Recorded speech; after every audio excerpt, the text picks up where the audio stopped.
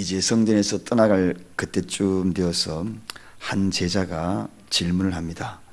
주님, 이 큰 건물이 어떻게 되겠습니까? 성전을 향하여서 마치 마음속에 뿌듯한 자부심을 가지고 화려한 성전을 바라보면서 이 건물 한번 보십시오. 주님, 이 건물이 어떻게 되겠습니까? 그렇게 질문을 합니다. 그러자 놀랍게도 느닷없이 그 질문에 아주 허탈한, 정말 허망한 대답을 하게 되죠. 그 대답이 뭡니까? 주님께서 그 큰 건물이 다 무너지리라, 돌 하나 남지 않아 하고 다 무너지리라, 이렇게 대답하는. 그 대답이 오늘 왜 그렇게 될 수밖에 없는가? 오늘은 몰락하는 예루살렘 성전의 예언이라는 말씀을 가지고 좀 짜려고 합니다. 현대 도시의 교회들, 건축의 아름다운 미를 자랑하는 교회들이 참 많습니다. 고급 자재를 많이 사용하고 정말 수입 자재를 사용하고 건축 양식, 모양, 최첨단을 걷는 그러한 건물이, 화려한 건물들이 참 많이 있습니다. 근데 과연 그 예배당 건물이 그렇게 화려하게 지어야만 이유가 있는가? 그렇게 많은 돈을 들여야 되는 이유가 있는가?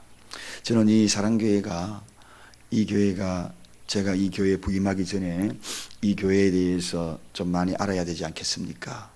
그래서 인터넷 들어가가지고 확인하고 또 조사를 해보고 하니까 참 건축비가 적게 들어갔더라고요. 이 정도의 건축비로 과연 이런 건물을 지을 수 있을까? 그런 생각을 많이 했습니다. 다행히 제가 이 설교를 하면서 부담 없이 할 수 있는 이유와 근거를 제시해 줘서 너무나 감사하게 생각합니다. 여러분, 모든 교회가 마찬가지입니다. 모든 것이 화려한 인생보다도 수수한 인생, 소박한 인생이 참 예쁘고 아름답거든. 화려한 교회보다도 소박하고 수수한 것이 참 아름답습니다. 주님은 화려하게 치장된 것보다도 소박한 걸 더 좋아합니다. 그리고 단장된 것을 더 좋아합니다. 자, 오늘 이 예루살렘 교회는 헤롯이 유대인들이 행여나 반란을 일으킬까, 또 로마의 압제 가운데에서 결탁되어 있는 여러 가지 핍박들 가운데에 또 정부의 봉기를 들까, 그래서 약간의 정책적으로 의도적으로 이 예루살렘 성전을 좀 화려하게 짓는 그러한 모습. 그러다 보니까 그 화려함 속에 화려한 위선들이 그 속에 있었지요. 그게 바로 바리새인과 서기관들, 앞에서 예수님이 늘 책망만 받아봤던 그런 자들이 그곳에서 신앙생활을 하고 있다는 겁니다. 그래서 그 신앙을 통렬히 비판하는 장면들이 예수님이 지금까지 쭉 한 내용이지요. 그래서 예수님이 이제 성전을 떠나고자 하니까 그 아름다운 흔적들, 또 안에 있는 모든 사람들도 화려한 의상, 그러한 모습들 등등 모든 것들이 사라지고 무너지겠다. 역시나 그 예언대로 성전이 건축되고 7년이 지나고 난 다음에 로마에 의해서 완전히 무너집니다. 그래서 AD 70년경에 예루살렘 성전은 말발굽에 짓밟히고 무너지고 뿌리채 뽑히고 그 속에 있는 성전 기물들은 빼앗기고 말 그대로 예수님이 다 말씀하신 대로 몰락하는 그러한 결과를 가져옵니다. 오늘 우리가 속해 있는 이 교회, 그래요, 이 교회의 모습은 과연 어떻게 해야 되는가? 무너지지 아니하는 교회가 되려고 그러면 어떻게 해야 되는가? 그러면 그 성전을 바라보는 시선이 참 중요하고 시각이 중요합니다. 여러분, 이 교회를 어떻게 바라보고 계십니까? 이 시대에 십자가가 높이 있는 교회들마다 보시면서 무슨 생각을 하고 계십니까? 먼저 오늘 이 질문을 던졌던 제자의 모습부터 한번 생각해 보십시다. 제자는 과연 어떤 시각으로 교회를 바라봤는가 하는 것입니다. 보소서, 이 돌들이 어떠하며 이 건물들이 어떠합니까? 이렇게 물어봅니다. 이 물음 속에는 몇 가지 시각을 가지고 물어보지요. 첫째는 외형만을 바라보는 그러한 시각을 가지고 교회를 평가한다. 여러분, 교회 건물 보고 평가하지 않기를 주님의 이름으로 부탁을 드립니다. 이 제자들이 바로 이 교회 건물 보고 평가했다는 것입니다. 우리 교회가 아무리 삐까번쩍하게 지었다 할지라도 교회 건물로 평가되어지는 것은 오늘 마치 이런 질문을 던지는 이 건물 한번 보십시오. 이 건물이 어떻게 되겠습니까? 이러한 질문과 동일할 수밖에 없다는 것입니다. 초라한 교회에 십자가가 하나 세워져 있다 할지라도 교회를 바라보는 시각이 과연 어떻게 해야 되는가? 아유, 저 교회 누가 오겠나? 아이고, 저거 무너지겠네. 이런 시각으로 건물을 평가할 것인가? 화려하게 대리석으로 장식된 교회, 와, 좋다. 이 교회 한번 와고 싶다. 이런 시선으로 바라볼 것인가? 여러분, 이 성전, 예루살렘 성전의 크기가, 이 기초석 하나 크기가 길이가 12m라고 합니다. 높이가 4m, 폭이 약 6m.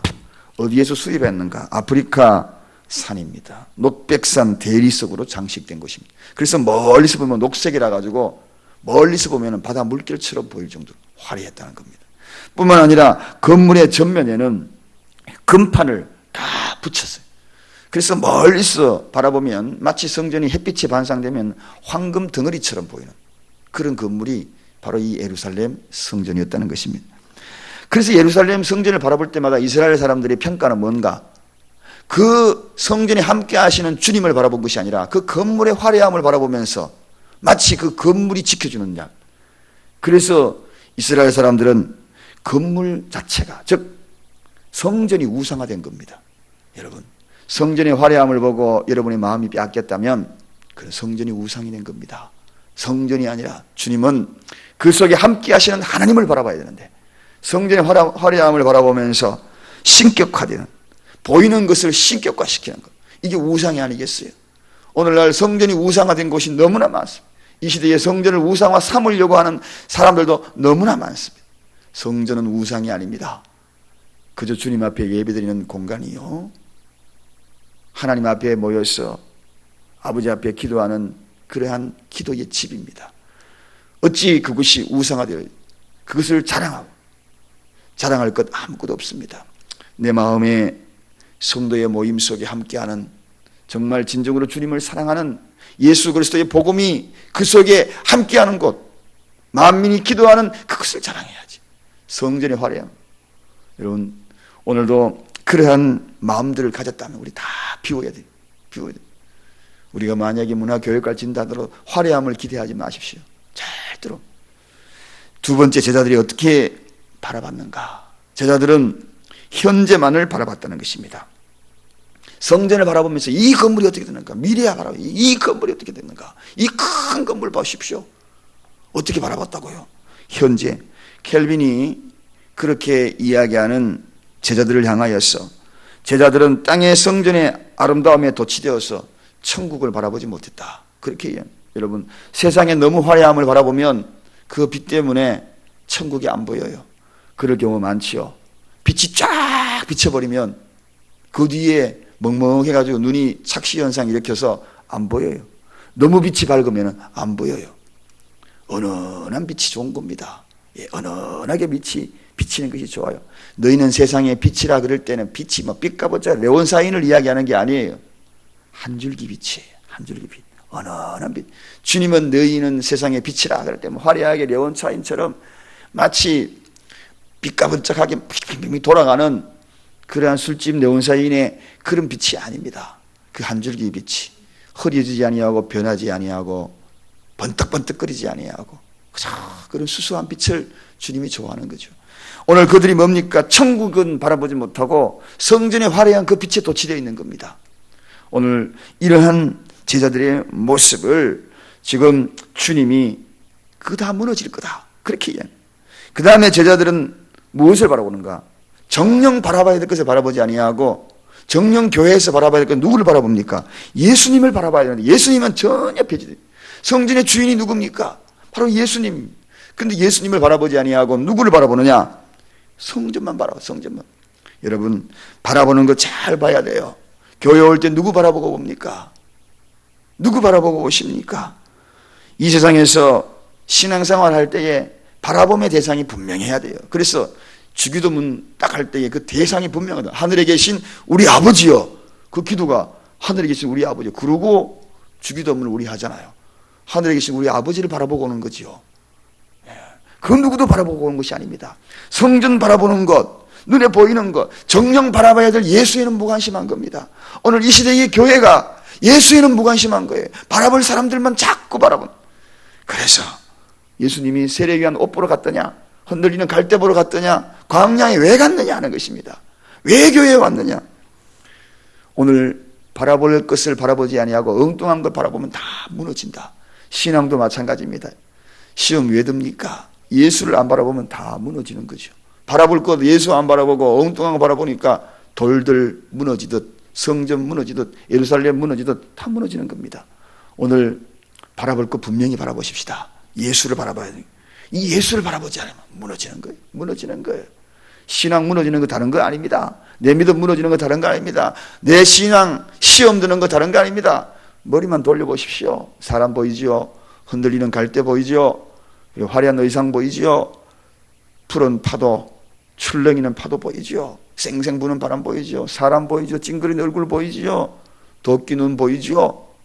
시커먼 그림자 보이지요? 그러면 무너지는 거죠. 예수를 바라보는 겁니다. 오늘 이 시간 우리 새벽을 깨운 여러분, 어찌하든지 간에 예수만 바라보시기를 주님의 이름으로 축원드립니다.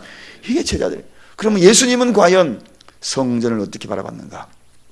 예수님은 오늘 2절에 보니까 내가 이 큰 건물들을 보느냐, 그렇게 이야기합니다. 네가 이 큰 건물들을 보느냐. 제자들의 어두운 시각을 딱 말씀하시면서 2절 보니까 돌 하나도 돌 위에 남지 않고 다 무너지리라, 그렇게 이야기합니다. 제자들의 관심하고는 전혀 무관심한, 제자들과는 완전히 다른. 그럼 예수님 어떻게 봤는가? 말씀의 시각으로 바라봤다는 것입니다. 말씀의 시각으로. 하나님의 말씀이 있느냐, 말씀이 살아있느냐, 말씀의 시각으로 봐야지. 건물의 시각, 화려함의 시각, 마치 켈빈이 이야기했듯이 건물만 바라보고 건물 뒤에 저 멀리 아름다운 주님 나라는 바라보지 못하는 그러한 모습. 그래서 예수님이 뭐라고 이야기했습니까? 마가복음 11장 우리가 앞에 묵상했지요. 강도의 구렬이 되었다. 강도의 구렬이 되었다. 오늘날 교회가 강도의 구렬이 되어서는 안 돼요. 말씀의 시각으로 바라보십시다. 주님의 시선으로 바라봐야죠. 세상의 사물과 사건들을 대할 때에 항상 우리는 무엇으로 봐야 되는가 하는 하나의 결론에 도달합니다. 모든 일들은 무슨 시각으로 바라봐야 되는가? 말씀의 시각으로 바라봐야 된다. 교회뿐만 아닙니다. 하나님의 말씀의 시각으로 바라봐야 된다. 말씀의 눈으로 바라보는 것이 현명한 판단으로 걸어갈 수 있는 길을 제시하는 거예요. 말씀의 눈에서 어긋날 때 내 생각도 내 지혜도 내 명철도 무너지기 때문에 현명한 판단도 할 수 없고 바른 길을 걸어갈 수가 없는, 늘 사방을 두리번 살피는 그런 인생밖에 되지 못한다는 것입니다. 또 주님은 어떤 시각으로 바라봤는가?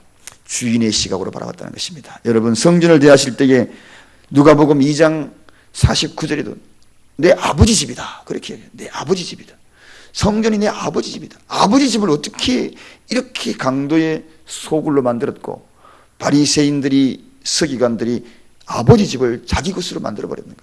오늘날 교회도 자기 것으로 만들어버리면 안 되는 거죠. 교회는 자기 것이 아닙니다. 교회가 쉽사리 매매되고 넘기고 이런 일이 있어서는 안 되는 거죠. 아버지 집인데, 아버지 집인데 후임을 교회에서 오게 되면 돈 주고 넘기고 아버지 집이 어떻게 그렇게 마음대로 할 수 있어요? 그런 일은 절대로 없기를 주님의 이름으로 부탁을 드립니다. 우리 이 교회에, 참으로 저는 이 교회에 올 때에 뭐 돈 주고 온 거 아무것도 없어요. 오해를 처음에 막 하는 분들이 계셨더라고요. 뭐 이렇게 느닷없이 저분이 왜 우리 교회에 오셨을까? 저도 우리 제 후임 있을 때 그런 게 하나도 없었어요. 하나님의 교회에 주인이 누구인가? 주인이 누구인가? 주인은 내 아버지인 줄로 믿으시기 바랍니다. 예. 교회의 강도의 구례를 만들어버렸다. 상속을 받아야 될, 대대로 상속을 받아서 이 교회의 주인은 우리 주님이십니다. 그럼 우리는 뭐냐? 주인 의식을 가져야죠. 예. 주인은 아니지만 주인 의식을 가져야 돼요. 주인 의식이 뭔가요? 교회를 예쁘게 갖고, 예쁘게 갖고 해. 그리고 지나가는 떨어져 있는 쓰레기도 줍고 청소도 하고, 주인 의식이 중요해요. 그 다음에 여러분, 성전 몰락의 요인이 있습니다. 결론입니다. 왜 성전이 무너졌는가? 첫째입니다. 평화가 무너졌기 때문에 그렇습니다. 교회는 평화가 무너지면 성전은 무너집니다. 교회는 어떠한 전이 간에 평화를 지켜야 합니다. 평화. 교회는 무조건 평화입니다. 제가 교회에 와서 늘 강조하는 것, 평화입니다. 평화가 깨뜨려지면 교회가 무너집니다. 교회만 무너지는 것이 아닙니다. 교회의 평화가 깨뜨려지면 사회가 무너지고, 사회가 평화가 깨뜨려지면 나라가 무너져요. 그래서 근원적으로 근본의 출발은 교회에서. 여러분, 평화를 지키기 위해서 우리는 목숨을 걸어야 하는 것입니다. 교회가 평화가 무너지면 반드시 무너집니다. 하나님의 심판보다 무서운 것은 평화가 무너지는 거기 때문에. 왜? 주님은 평화 하늘에서 내려오네. 평화로 오셨는데 평화를 깨트려버리면 무너지게 되어 있는 거죠. 또 교회가 왜 예루살렘 성전이 무너졌는가? 죄악의 온상이 되어버렸기 때문입니다. 여러분, 죄악의 온상이 뭡니까? 성전이 부패하는 거죠. 한 지도자의 부패, 아니면은 성도들의 부패, 중직자들의 부패, 무지, 불신앙, 위선, 탐욕, 이런 것들이 들끓는 것이 뭔가요? 죄악의 온상이 되는 거죠. 정말 죄악의 온상이 되면 무너지는 겁니다. 그래서 예루살렘 성전이 위선자들이 가득했잖아요. 바리새인들, 서기관들, 그 무너지는 건 당연한 거죠. 그런 교회는 무너집니다. 화려하지만 무너져요. 쪼개지고 짜개지고 무너지는 겁니다. 또 예루살렘 성전이 왜 무너졌는가? 하나님의 권위를 회방했기 때문입니다. 여러분, 하나님의 권위, 마가복음 13장 14절에 멸망에 가정한 것이 결코 서지 못하리라. 그렇게 가정한 것, 한마디로 이야기하면 하나님의 권위에 도전하는, 즉 말씀의 권위에 도전하는 것, 하나님의 권위가 무너지는 것, 사람의 권위가 그 위에 올라가는 것, 말씀을 평가하기 전에 사람을 먼저 평가하려고 하는 것, 그런 것들이 교회에서 자리 잡게 되면 무너진다. 이게 바로 심판의 근본입니다. 인본주의가 권위가 우선이 되면 무너진다.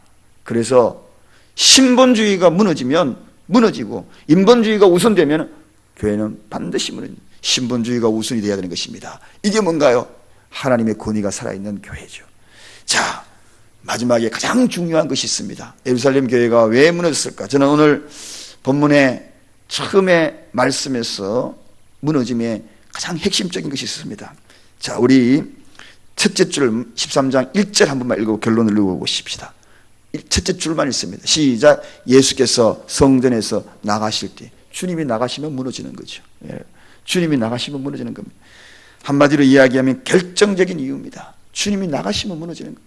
우리 교회에 주님이 나가시면 무너지는 거예요. 주인이 나가버리면 거기에는 주인이 나가는 그 이후부터 관리가 안 되는 거죠.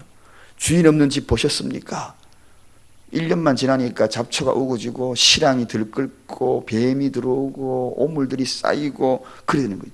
주님이 떠나가면 촛대가 옮겨지면 안 되는 거죠. 마지막 말세 때에 촛대가 내가 옮겨버리라, 옮겨지는 교회가 되면 안 된다는 것입니다. 그러기 위해서 우리는 이 교회에 어쩌든지 주님의 옷자락을 붙들고 주님 나가면 안 됩니다. 주님 우리 교회에 머물러 계시하면 당신은 주인입니다. 나는 주인 의식 가지고 열심히 신앙생활 할 테니 주님만 바라볼 테니 오직 예수만 바라볼 테니 나가지 마십시오. 주님. 여러분의 가정도 마찬가지입니다. 여러분 가정도 주님 나가면 안 됩니다. 내 생활도 마찬가지입니다. 개인적으로 주님, 내 심령에 주님이 나가면 안 됩니다. 어떤 어려움이 있어도 어떤 아픔이 있어도 고통이 있어도 주님이 내 주인이에요. 그래서 우리가 사형리 배울 때 뭐라고 했나요? 내가 앉았던 그 의자에, 내가 왕자가 되었던 그 의자에 나를 내려놓고 주님이 그 자리에 앉는 거잖아요. 내 주인이 누구인가? 내 주인이 누구인가? 우리 가정의 주인이 누구인가? 교회의 주인이 누구인가? 이 나라 주인이 누구인가? 이 나라도 주인이, 주님이 떠나가면 나라 망하는 거죠. 결론은 이것입니다. 주님 떠나가면 안 됩니다. 성전 떠나가면 안 됩니다. 오늘 이와 같은 말씀으로 우리의 마음속에 잘 새겨서 마지막 때에 우리가 교회를 향하여 무엇을 어떻게 해야 되는가? 교회를 바라보는 시각을 잘 정립하여 아름다운 교회, 은혜로운 교회, 이 교회를 잘 지켜나가는 저와 여러분 되시기를 주님의 이름으로 축원드립니다. 기도하겠습니다. 하나님 아버지 감사.